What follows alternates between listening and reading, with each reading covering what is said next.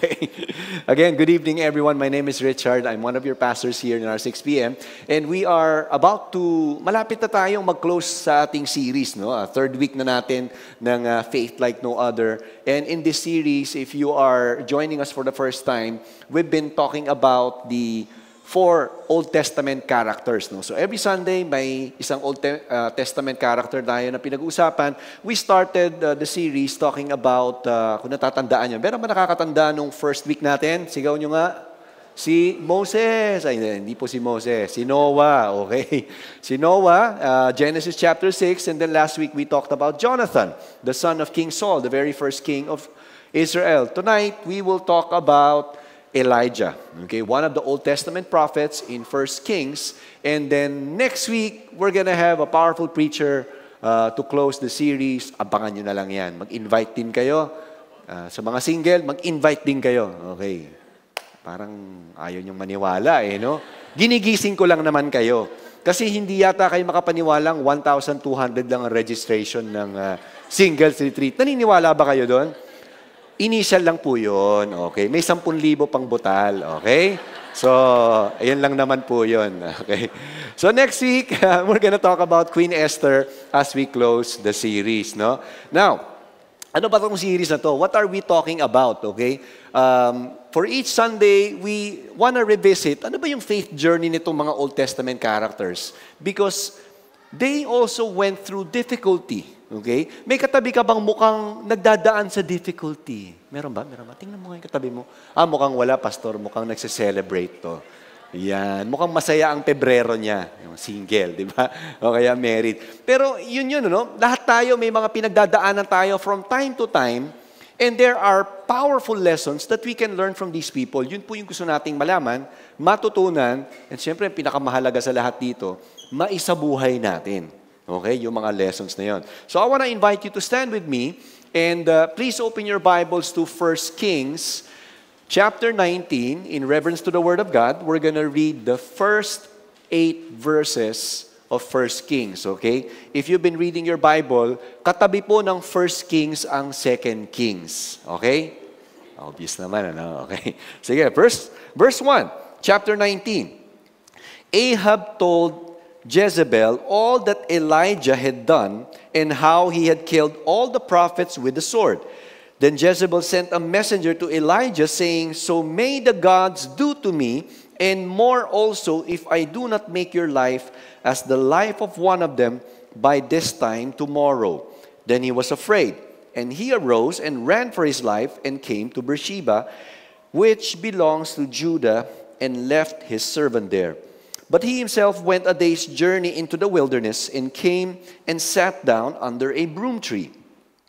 And he asked that he might die, saying, "It is enough. Now, O Lord, take away my life, for I am no better than my fathers." Verse 5, and he lay down and slept under a broom tree. And behold, an angel touched him and said to him, "Arise and eat." And he looked, and behold, there was at his head a cake baked on hot stones and a jar of water. He ate and drank and lay down again. And the angel of the Lord came again a second time and touched him and said, "Arise and eat, for the journey is too great for you." And he arose and ate and drank and went in the strength of that food 40 days and 40 nights to Horeb, the mount of God. Let's all bow our heads and pray. Lord, as we study God's word tonight, may our hearts be open, and may our hearts be ready to receive the truth that comes from the preaching of the Word. Holy Spirit, speak to us, and we pray, God, that this message would leave a lasting imprint in our soul and help us to apply it, live it out daily. In Jesus' name, amen and amen. Let's all take our seats. So tonight, we're going to talk about Elijah. No? There's a part in the life of Elijah when he went through extreme depression. Okay? Since the pandemic began in March of 2020, you probably have heard or may have read from the news of how mental health cases started rising, particularly in the urban city, of the Philippines. Okay, narinig nyo na ba yun? Or nabalitaan nyo siguro. And part of that mental health issue is depression. Ito po yung isang article from October of last year by the Philippine News Agency. At ang headline nga niya, Mental Health Crisis, a Rising Epidemic, okay, in the Philippines. So, ganun po siya kaseryoso, no? You probably know of someone, and I hope if you know someone who's going through, mental health issues, mas kailangan nila lalo kayo at ang support system natin. Ano? For us to be able to help, for us to be able to minister to them, kumbaga hindi siya laughing matter, sinasabi nga nung Philippine Mental Health Association. Now, ba't ko na-bring up to, no? Kasi itong pag-uusapan nating character na to, si Elijah, he went through extreme depression. Okay? Think about it. Yung binasa nating storya, ganun po nagsimula yung pag-slide niya, no, in terms of his well-being, mental and health well-being. Pero bago natin puntahan yan, balikan muna natin, sino ba tong si Elijah? Alamin natin yung background niya. Elijah was one of the prophets that was selected by God during the time of king or the reign of King Ahab and Jezebel. Okay, so you probably have heard of it kung nababasa na natin sa Bible. King Ahab was considered as one of the wicked kings in the history of the kingdom of Israel. So silang mag-asawa, they led the kingdom of Israel to apostasy. When we say apostasy, they slid spiritually. They no longer worship the one true God, and they started worshiping idols, particularly Baal, the god of weather, and there's another god by the name of Asherah. Okay, so ito yung naging gods na in-espouse o chinampion nitong king and queen na to. And so at that time, when Elijah the prophet, when he finally came to the picture in 1 Kings chapter 17, he appeared in the royal palace, and right in the face of King Ahab, he said, "Because you have led this nation astray through Baal worship, okay, there won't be rain, okay, for a certain period of time until God would say it will rain again." And so when you read the account of the first Kings during the time of Elijah, about 3.5 years, it took about 3.5 years for rain to fall again in the land of Israel. Now, narinig nyo na siguro yung balita, di ba? Medyo nakakaramdam na ng El Nino yung ilang bahagi ng bansa natin. That's just about 1 month. Think about this. 3.5 years, walang ulan. Okay? There's an account in, I think, 1 Kings 18, na kailangan na nilang patayin yung ibang hayop nila kasi wala na silang mapainom na tubig. Ganun po kalala yung drought na nangyari. Bakit walang ulan? Because they have been disobedient to the command of God.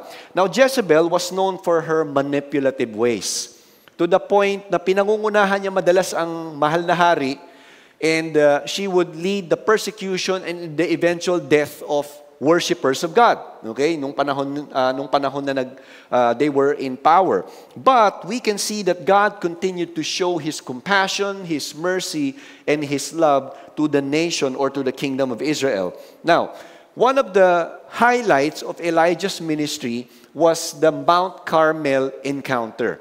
How many of you have heard of this story in Mount Carmel?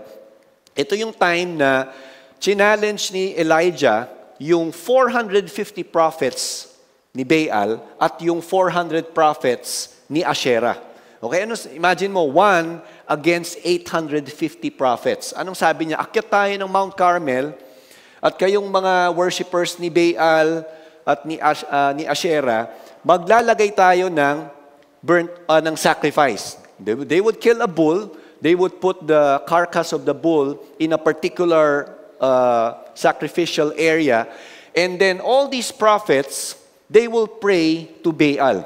Okay, so imagine if 450 prophets would pray to Baal, ang prayer nila, hindi nila sisilaban ng apoy yung bull, yung offering.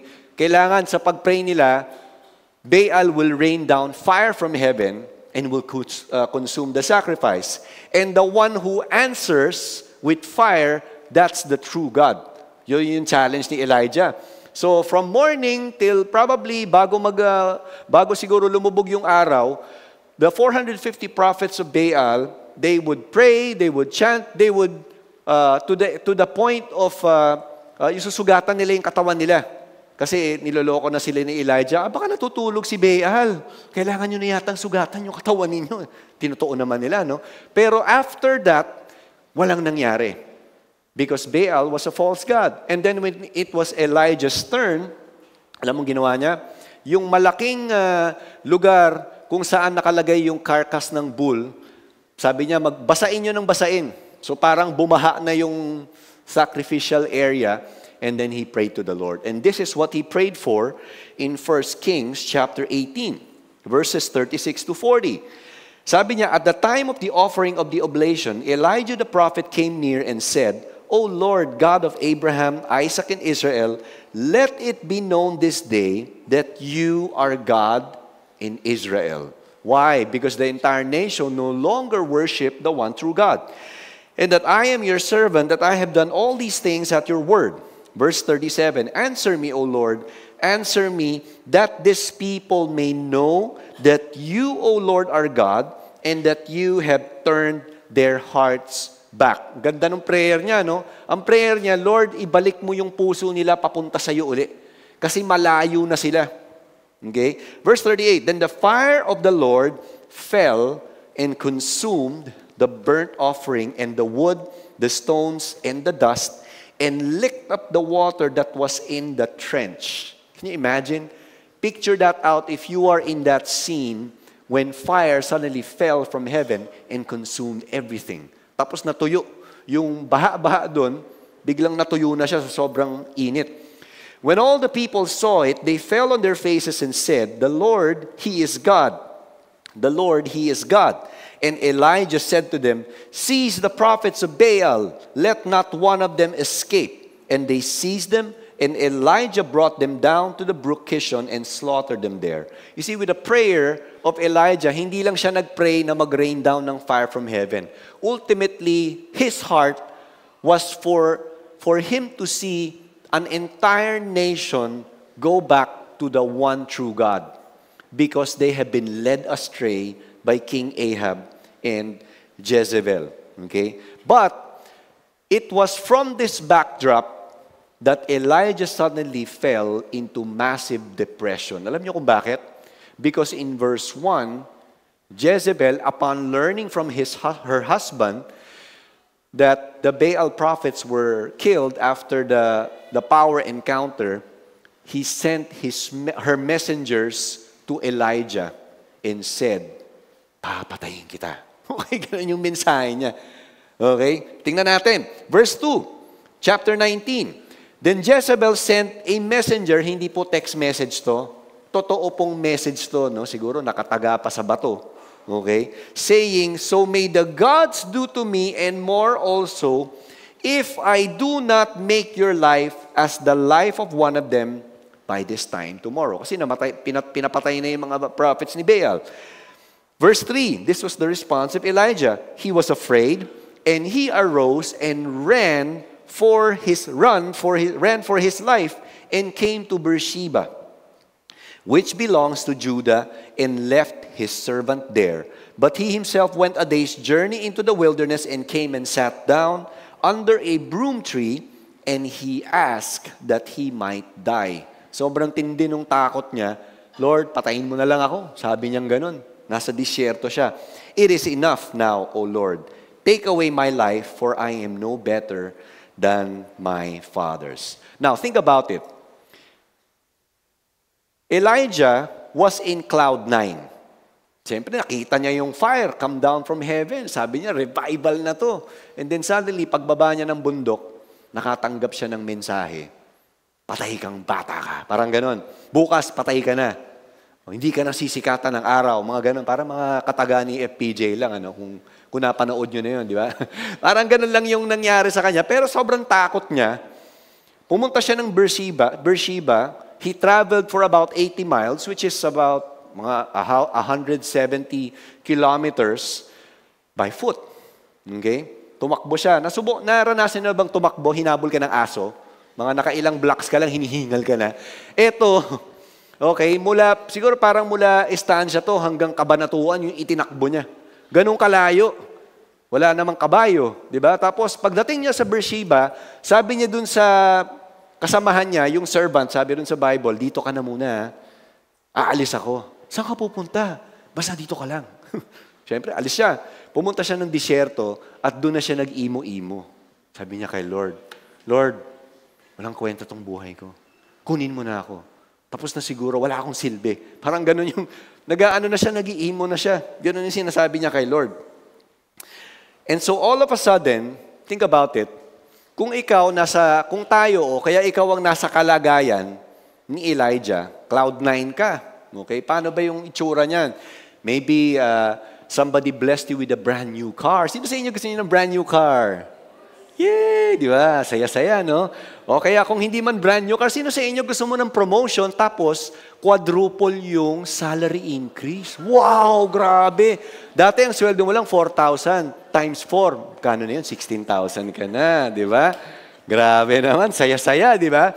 O kaya sino sa inyo gusto niya ng yung business, meron ba dito nagdinegosyo ka? Sige, taas mo lang kamay mo, baka para makita ni Lord. Nagdinegosyo, ayan. Imagine mo, nagdinegosyo ka, naka-close ka ng deal at kahit sitting pretty ka for 2 years, buhay ang pamilya mo. Nakakapagbora ka, makakapag-sponsor ka ng 10 singles papuntang Boracay. Grabe naman, di ba? Okay, di ba? Sobrang blessing, cloud 9 na cloud 9 ka. O kaya, matagal ka na nagpe-pray, magkaanak, hindi ka magkaanak, pero this year, Lord, may answered prayer. 4 weeks na ang wife ko. Ang lakas ng heartbeat nung nagpa-check kami. Praise God. And then all of a sudden, the following day, nakatanggap ka ng call. Sabi sa'yo, ikaw ba si Mr. De La Cruz? Opo, ako po. Papatayin kita. Ganun lang, no? Biglang gumuho lahat. Lahat ng magagandang balita at yung para kang feeling mo nasa alapaap ka pa, bigla kang sumadsad sa lupa. Dahil hindi nang nanakot to. Imagine, queen ang nagsabi nito. Papatayin kita. Bukas, hindi ka nasisikatan ng araw. Parang ganun yung sinabi sa kanya. Sobrang takot niya, kumaripas siya ng takbo. You see, here's the reality. When we take our eyes off the Lord, we can be vulnerable to despair, fear, and anxiety. Pag nawala na ang focus natin sa Panginoon at sa pangako niya, sa salita ng Diyos, and we started to focus on things, situation, or maybe trial. If we take our eyes off Him, we would fall into despair. We would become very, very vulnerable. Would you agree with me? Nangyari na ba sa inyo yan? Na-focus ka masyado sa problema, yung para kang tulala. Okay? Pero nung bumalik ka na kay Lord, you started reading the Bible again, you started praying again, malakas ka uli. Parang kahit anong higante ang kaharap mo, kaya kong patumbahin to, Lord. Parang ganun ka. Because when we are most vulnerable when our eyes are away from God. You see, from a mental health or a doctor's perspective, kung inassess niya mentally at physically in terms of health si Elijah, most likely ang diagnosis niya, may severe depression to si Elijah. Kasi hindi siya makatulog. Okay? Wala na siya halos energy. Wala na siyang ganang mabuhay. Okay? Tumakbo siya ng pagkalayo-layo sa ibang lugar. Sa disyerto pa siya nagtago. Di ba parang, it doesn't make sense. Ganun na yung nangyari sa kanya. Due to the extreme difficulty he was going through, Elijah considered his life game over. Endgame na to, Lord. Okay na, ayoko na. Parang ganun ang sinabi niya kay Lord. Anong magagawa natin? O ano kaya ang gagawin natin kung nandun tayo sa kalagayan niya? At one day, you're in the peak. Okay? Parang peaks and valley. Nasa peak ka, successful ka, ang dami mong answered prayer, and then suddenly you fell into a dry season. Failure, maybe spiritual health concerns, maybe may health concern ka mismo, maybe may medical condition ka, maybe financially you're suddenly down. What are you gonna do? Kung nandun ka na sa sitwasyon na yun. Let's go to verse 6. Tingnan natin verse 6. And he looked, and behold, this was Elijah, there was at his head a cake bake on hot stones in a jar of water. And he ate and drank and lay down again. And the angel of the Lord came again a second time and touched him and said, Arise and eat, for the journey is too great for you. He arose and ate and drank and went in the strength of that food 40 days and 40 nights to Horeb, the mount of God.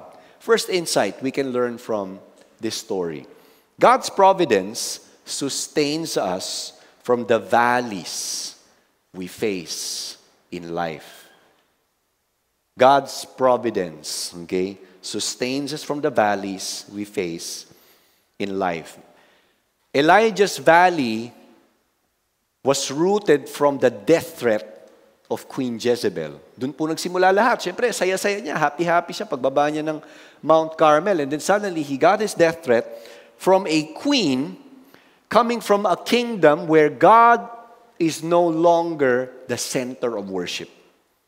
Technically, godless society na sila. Okay, nanggaling po ito sa isang mahal na reyna na walang takot sa Diyos. At siya ang, kumbaga, ang salita niya ang batas. Basically, parang ganun yung storya. Have you ever been in that situation where you panic? Na, kumbaga, pinapagsuot ka ng sapatos, sa sobrang panic mo, ang nasuot mo, sapatos ng mami mo. Lalaki ka, pero mama mo na, sapatos ng mama mo. O kaya, sapatos ng infant. Yun ang sinusuot mo. Hindi, sapatos ko to, gumagano ka kasi sobrang panic mo na eh. Hindi na yung reality mo, at saka yung imagination, naghalo na sa sobrang panic. Because when we take our eyes off the Lord, what would happen? Okay? We become vulnerable to despair, to fear, and anxiety. And when we let fear and anxiety rule over us, we make terrible decisions. That's why it's important that when you are emotionally down, you don't make decisions quick. Di ba? Wala kang emotionally down ka. Sige, i-cash-cash mo na lang yung credit card. Naku po, aray-aray tayo niyan after 30 days. Kung down ka na. Di ba? Kasi hindi ka na makapag-decide ng tama eh. Okay? Fear and anxiety tend to become a new reality when we allow it to dominate our life. And eventually, when we are not careful, it could lead us to a road to depression. And this is what happened to Elijah. Now, we see the providence of God at work despite Elijah's, slide. Yung pag-slide niya into depression and yung pag-slide niya in his spiritual condition. Yes, he started to isolate himself because he went to the desert. But then this is very important. When we go through difficulty, I hope we would never resort to isolation. Okay? Yung, saka na lang, pastor, o kaya, ate, pagka malakas na uli ako, tsaka ako babalik ng church. Kailan ka lalakas kung mag-isa ka lang? Kung wala kang kasama. Kaya nga lagi nating ine-emphasize yung church community. Kaya nga lagi nating ine-emphasize, you need to walk with someone. Because when you walk alone, what will happen? When you go through difficulty, your favorite barista in a coffee shop will never be able to help you. The only one who could truly help you is someone who also fears God, who understands the Word of God, and can teach you. Let's go back to the Word together. Let's pray together. I'm with you. Ano man ang mangyari sa'yo, kasama mo ako dito. Laban tayo. I've been walking with the Lord for 32 years, and I have seen and experienced ups and downs since I was a student. When I became a single, and then when we got married and have kids. And it's very difficult when we walk alone. That's why it's important for all of us to be connected to someone. When I say connected, when I use the word connect, I don't use it loosely. I use it with weight, with extreme weight, because we cannot walk this life alone. Kailangan natin ng mga Kristiyano. Hindi Kristiyano na umaaten-aten lang. Kailangan natin ng mga Kristiyanong mahal ang Lord. May conviction and would tell us, brother or sister, medyo sabit yung pinapanood mo, hindi yata okay.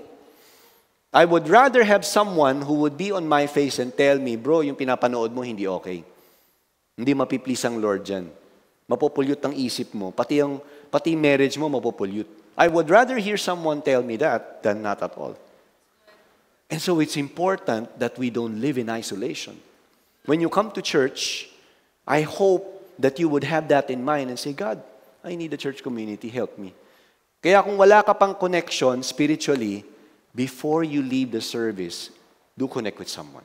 Maybe someone who invited you, or maybe you can approach any of us, because there are people who would willingly help you grow in your walk with God. Think about it. Elijah isolated himself in a desert. Walang cellphone, walang Facebook, walang Instagram noong mga panahon na yon. But by the grace of God, God demonstrated providence to him. God showed up.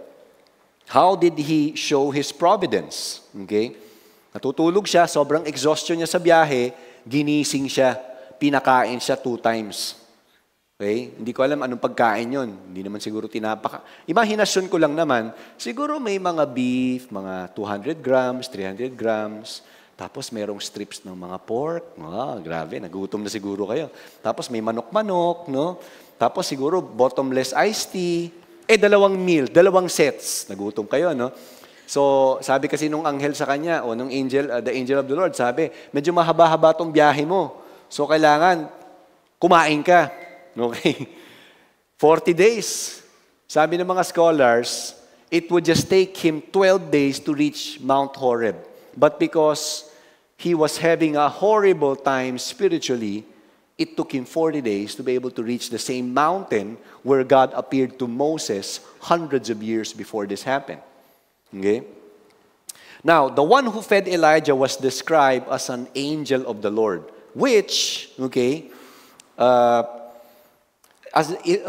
is a description in the Old Testament of God's manifestation. Sino ba yung nag-manifest na yun? Ang tawag po rin sa God's manifestation na yun, theophany or Christophany, meaning it refers to a manifestation of Jesus in the Old Testament. Grabe, nagpakita si Lord doon, pinakain siya, in-encourage siya, in-strengthen siya, para makapunta siya doon sa bundok. Okay? Because God's providence sustains us from the valleys we face in life. Okay? Now, 1 Kings chapter 19 verse 9, ano nangyari? Pagdating niya ng bundok. Okay? Verse 9, there he came to a cave and lodged in it, and behold, the word of the Lord came to him, and he said to him, what are you doing here, Elijah? He said, I have been very zealous for the Lord, the God of hosts. For the people of Israel have forsaken your covenant, thrown down your altars, killed your prophets with the sword, and I only am left, and they seek my life to take it away.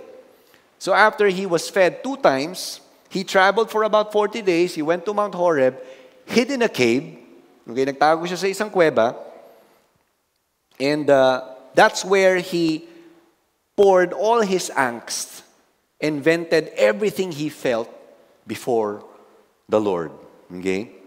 Verse 11, he said, go out. Okay, sabi ni God, ano? Go out and stand on the mount before the Lord. And behold, the Lord passed by, and a great strong wind tore the mountains and broke in pieces the rocks before the Lord, but the Lord was not in the wind. And after the wind, an earthquake, but the Lord was not in the earthquake. And after the earthquake, a fire, but the Lord was not in the fire. And after the fire, the sound of a low whisper. When Elijah heard it, he wrapped his face in his cloak and went out and stood at the entrance of the cave. Behold, there came a voice to him and said, what are you doing here, Elijah? For the second time, tinanong siya, anong ginagawa mo rito? 2 beses na inulit ni Lord. At inulit din ni Elijah yung sagot, hindi mo ako narinig, Lord? At sabi niya, verse 14, I have been very zealous for the Lord, the God of hosts, for the people of Israel have forsaken your covenant, thrown down your altars, and killed your prophets with the sword. And I only am left, and they seek my life to take it away. What can we learn?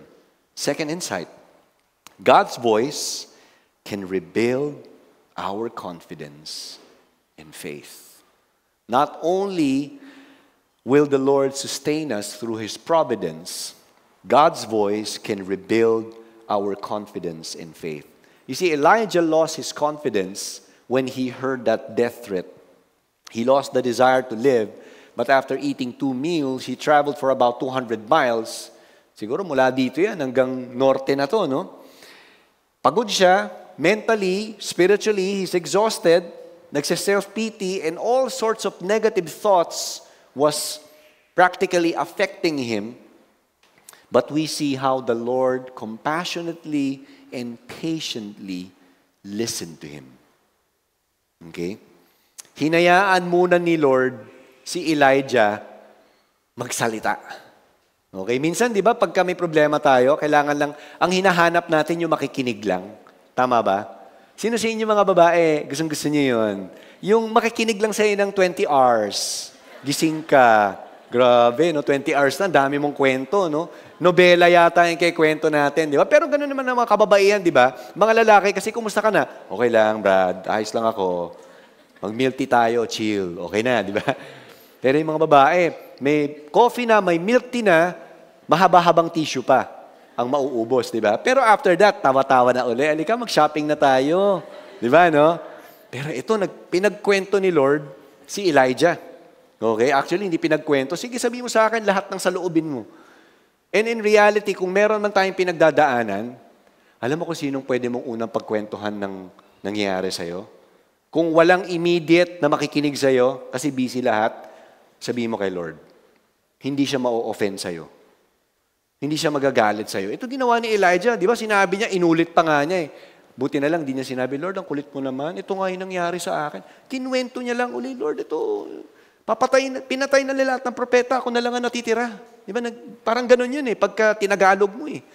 So, lahat ng saloobin niya, kinikwento niya.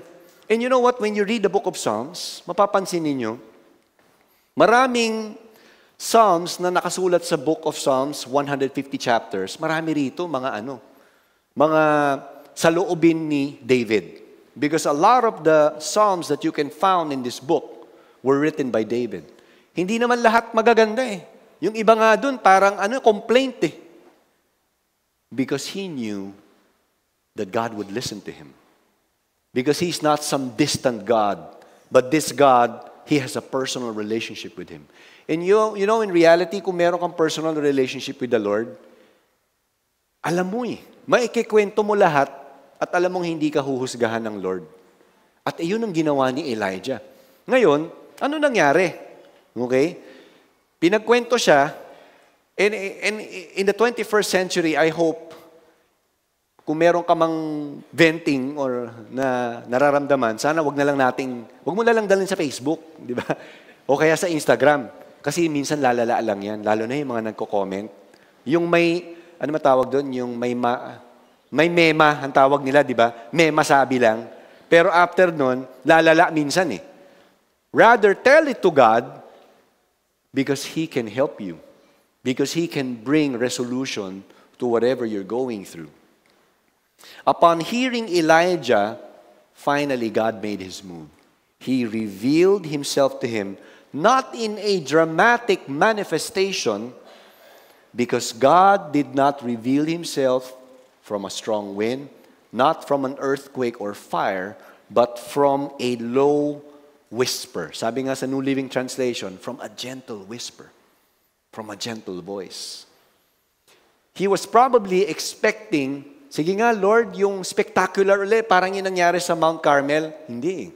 God revealed Himself in a gentle way. Not in a way that He would rebuke him, but in a gentle manner where he can listen to Him. Probably in the mind of Elijah, before everything happened, he was expecting, Mount Carmel experience, sana yun eh. Nakita na nila, nag-rain down ka na ng fire. Sana nag-worship na uli si Jezebel at saka si Ahab sa'yo. Kaya lang, bagsak lahat ng expectation niya. And yet, God was revealing to him, hindi mo kailangan ng earthquake, ng fire, at ng strong wind para maparamdam ko sa'yo na nandito ako. With a mere gentle whisper, As I speak to you, I'm here, assuring you na naiintindihan kita. Parang yun ang gustong sabihin ni Lord. In reality, when God speaks or when God moves in our life, hindi naman laging supernatural. For some, it could be, especially when you live in a nation where God is outlawed, where in a culture where God is outlawed, it's possible that God would demonstrate Himself in a supernatural way. But I remember, when I became a Christian, when I gave my life to Christ, May 9 of 1992, there was no earthquake. There was no fire that rained down from heaven. But all I felt at that point was I'm a sinner. After my brother shared the gospel to me, I realized how wretched my life is. And I need Jesus to rescue me from my sins. And that day forward, I surrendered my life to Him. Jesus became my personal Savior and Lord. He started to change me because of that gentle whisper in that encounter. Are we desperate for His touch? Are we in search for answers to our many questions? You know, God's voice can rebuild our confidence and faith. Now, what happened from the cave? Nasa kuweba si Elijah. Ano nangyari? Verse 15, the Lord said to him, when God told him to get out, right? And he finally heard God. The Lord said to him, go, return on your way to the wilderness of Damascus, and when you arrive, you shall anoint Hazael to be king over Syria, and Jehu the son of Nimshi you shall anoint to be king over Israel, and Elisha the son of Shaphat of Abel Meholah you shall anoint to be prophet in your place. Finally, verse 17, the one who escapes from the sword of Hazael shall Jehu put to death, and the one who escapes from the sword of Jehu shall Elisha put to death. The third insight, God's word restores and, if needed, realigns us back to our faith journey. Kung ang isang tren na diskaril, yung nawala siya sa track, sa railroad track niya, ganun ang gustong gawin ng Panginoon sa atin through His word. When we go back to the Word of God, just like what happened to Elijah, he heard a gentle whisper of God, and God told him, go, I want you to return to the mission. Okay? Ano ba sabi ni Lord sa kanya? In reverence to God's presence, he got his cloak and covered his face because he knew it was God who appeared to him. And after hearing the voice of God and being convinced, grabe si Lord, hindi niya ako pinagalitan kahit na nilalabas ko lahat ng sama ng loob ko. And then God said, okay, I'm with you. I want you to go back. Resume the mission I have given you. Complete it. At hindi ka nag-iisa. Yan ang pangako ko sa iyo. Yan parang gustong sabihin ni Lord from the verses we just read. For some of us, God is already speaking to you. Maybe ang assurance ni God sa iyo, He will restore your spiritual vitality. Medyo nanghihina ka na spiritually, the Lord will restore you. Maybe the promise of God for you is that He will come through for you this season. This season may have been very difficult financially, but the Lord will be with you. At ang pangako niya is He will be with you. Alam mo ba isang pangalan ni God? Emmanuel. We probably have heard that when the angel announced to Joseph and to Mary, his name is Emmanuel. What does Emmanuel mean? God with us. He will be with you. Through the difficulties, through the valleys, yung kinakanta natin kanina, Yahweh, that came from Psalm 23. Even though I walk through the valley of the shadow of death, I will fear no evil. Are you afraid of what might happen tomorrow? The assurance of the Lord, He will be with you. Through the difficulties, through the ups and downs of life, He will be with you. You know what? In order to get Elijah out of the treadmill of self-pity, ito ginawa ni Lord. God gave him a new mission. Sabi niya, dalawang mahalagang tao. I want you to anoint Hazael, king of Syria, and I want you to anoint Jehu, king of Israel. And what does that mean? Ibig sabihin, mamamatay si Ahab or mawawala na si Ahab. Because when you read the chapters after this, Jehu will eventually kill Ahab. God's way of judging the wicked deeds of the wicked king. Hindi lang siya, pati si Jezebel mamamatay din later on. Because God was showing to Elijah, wickedness will have its own time.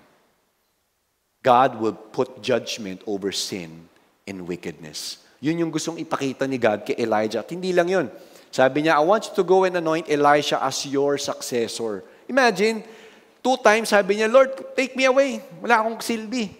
Di ba? Makapatayin na nila ako. Pero pinapakita ni God sa kanya, hindi, may silbi ka pa. In fact, may legacy ka. You'll be able to anoint and see your successor, pass on the ministry, prophetic ministry to him. He'll be greater than you because I want to show you everything you've done here on earth is not in vain. And I want you to know, kung may pinapagawa ang Panginoon sa'yo, go ahead and do it. It will never be in vain when you do it for the Lord. Kung alam mong galing kay Lord yan, mahirapan ka man, hindi ka naman niya pababayaan. Because He will never leave you. He will never forsake you. And to top it off, look at verse 18, the last verse as I close. Sabi ni Lord dito, kumbaga sa letter, may PS si Lord. Alam mo yung PS, no? Yung pahabol sulat. Tama ba? Pahabol sulat ba yun? Postscript pala sa English. Ayan. Sabi sa verse 18, yet I will leave, ilan? 7,000 in Israel. All the knees that have not bowed to Baal, and every mouth that has not kissed him. Can you imagine? Twice he told God when he was complaining, Lord, ako na lang nag-iisa. Ako na lang. Di ba pag ganun-ganun pa siguro sa kuweba si ano, ako na lang, kahit madilim. Sabi ni Lord, teka, Elijah, nagkakamali ka, may pahabol ako. May 7,000 all across the kingdom na hindi nag-worship kay Baal. For your information, parang ginanon pa siguro sa ni Lord, ano? Kasi gusto kong malaman mo, hindi ka nag-iisa. In your faith journey, sumadsad ka man ngayon, iaangat kita. At kasama mo tong 7,000 na to, na hindi mo man kilala, pero nakakalat sila sa buong kaharian ko. And I want you to know, the battles you face today, you're not alone. Maaring feeling mo mag-isa ka lang sa kumpanya, baka magulat ka. Nahulog mo yung tinidor mo, pagpulot, may nagpulot, inabot sa'yo, taga-victory ka, bigla kang ginawa, oy, Christian ka, bakit mo nalaman? Kasi may letter V ka dito. Diba? Tapos, oy, Christian ka rin pala. 10 taon na ako dito, first time ko nakamit ng Christian. Diba? Pero gusto ko malaman mo, hindi ka nag-iisa. Because God has set us for a community. And I want you to know, you're not alone. He is with you. He's not going to leave you. He's not going to forsake you. He has done it to Elijah. Why can't He do it to you? Ang maganda rito, may Holy Spirit na eh. Kasama natin ang Holy Spirit wherever we go. As I close, no? If you're going through extreme pain, okay, brought about by the fiery trials of hell, be assured of this. God's providence sustains us from the valleys we face in life. Do you feel like your confidence is eroding? Your faith shaken by the sudden turn of events? Remember this, church. God's voice can rebuild our confidence and faith. And finally, number 3, church, if you need spiritual restoration, if you feel like parang wala na yung purpose ni Lord sa buhay ko, then be assured of this. God's Word restores, and if needed, can rebuild our confidence or realigns us back to our faith journey. You know, as I close, why don't we stand and I'm going to take the time to pray. I really believe that the Lord has spoken to all of us tonight. Bago ko mag-pray, no, I want to read Isaiah chapter 40. I believe this is a word for all of us. Nandiyan ba yun? Isaiah 40. Isaiah chapter 40, verses 28 to 31. Wala yata. Okay. If you have your Bibles, you can open it to Isaiah chapter 40. I'm going to pray these verses to all of us tonight. Because God has a specific message for all of us. Isaiah 40 verses 28 to 31. It says here, have you not heard, the Lord is the everlasting God, the creator of the ends of the earth. He does not faint or grow weary. Yes, we grow faint at times, we grow weary, we grow depressed, just like Elijah. But his understanding is unsearchable. He gives power to the faint, and to him who has no might, he increases strength. Sino sa inyo kailangan nyo ng lakas? And I'm not just talking about physical strength. 3 weeks back, you probably saw me here. Oh, mukhang okay naman si Pastor. Actually, ang hirap matulog gabi-gabi. But by the grace of God, He gave me the strength to stand. That's just the physical aspect. Not to mention the mental aspect where I was wondering, Lord, nabalian na ba ako? Lord, gagaling pa ba ako? But I want you to know, God can give you the strength. It says here, even youths shall faint and be weary.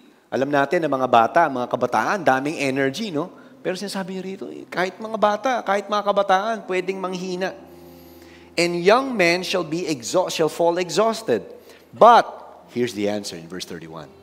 But they who wait for the Lord shall renew their strength. Church, before I close this verse, alam ko nabubuhay tayo sa mundo na gusto natin lagi nagmamadali tayo. Dapat mabilis ang internet. 100 Mbps yan eh. Nagbabayad ako ng 4,000 eh. Dapat instant, fast food.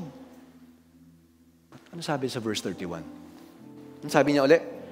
Those who wait for the Lord. Ang tanong ko lang naman sa ating lahat, willing ka bang maghintay? Pag sinabi ba ni Lord, wait, maghihintay ka ba? Or sasabihin mo kay Lord, makikipag-bargain ka na, Lord, hindi ko na mahintay, gwapo niya eh. Pero hindi siya Christian. Lord, hindi ko na mahintay, ang ganda niya eh. May verse naman yung damit niya, John 3:16. May verse lang. Eh, paano kung hindi nga same faith? Hindi ba Kristiyano? Paano kung may ibang buhay? Paano kung maraming partner sa buhay yan? Papasok ka ba ron sa ganung relationship?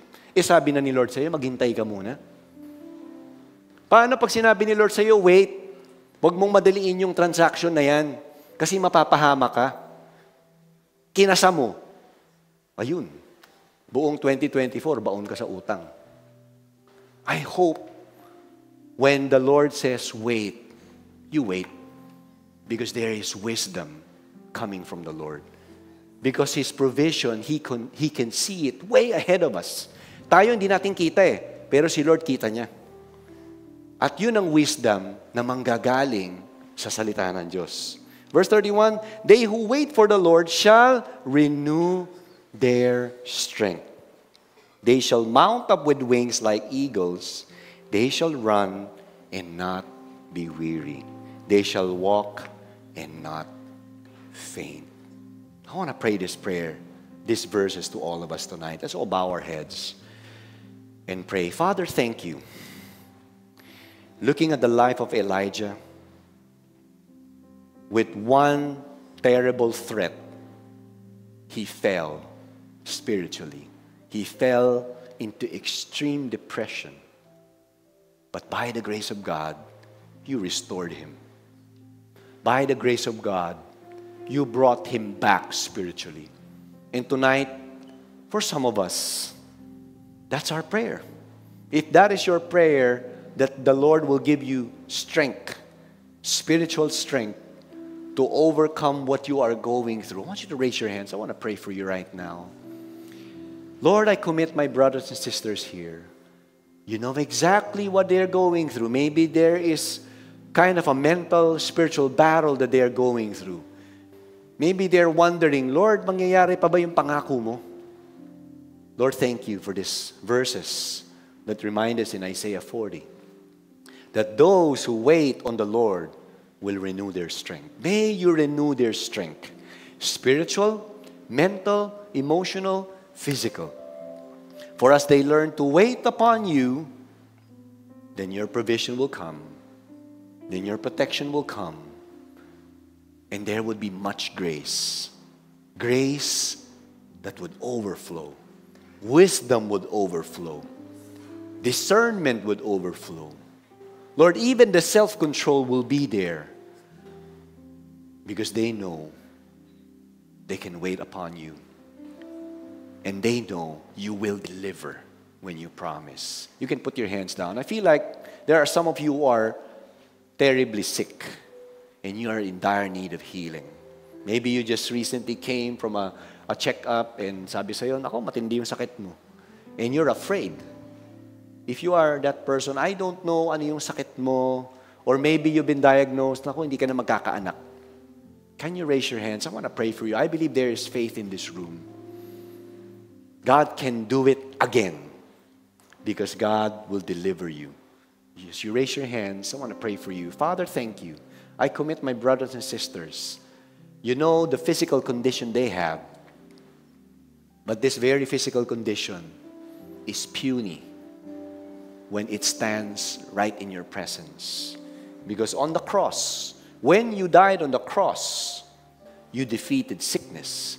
You defeated barrenness. You defeated cancer. Lord, you defeated lung problems. Lord, you defeated all kinds of sickness due to sin. Tonight, because they are your children, your sons and daughters, we're declaring their physical freedom in the name of Jesus.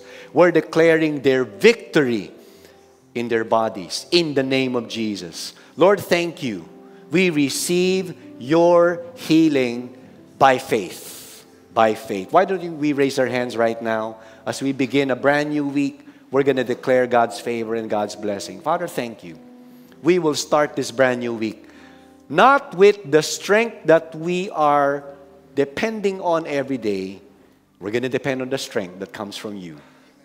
Because again, like your word says in Isaiah 40:31, those who hope and those who wait on the Lord will renew their strength. Lord, we will face the challenges this week, not alone, not by our own strength, not by our own wisdom, but by the strength that you are able to give. Lord, thank you because the Bible says, in Christ we are more than conquerors. We receive this today and we seal everything that we've declared tonight. In the mighty name of Jesus Christ we pray, and the church would shout a big, big amen and amen.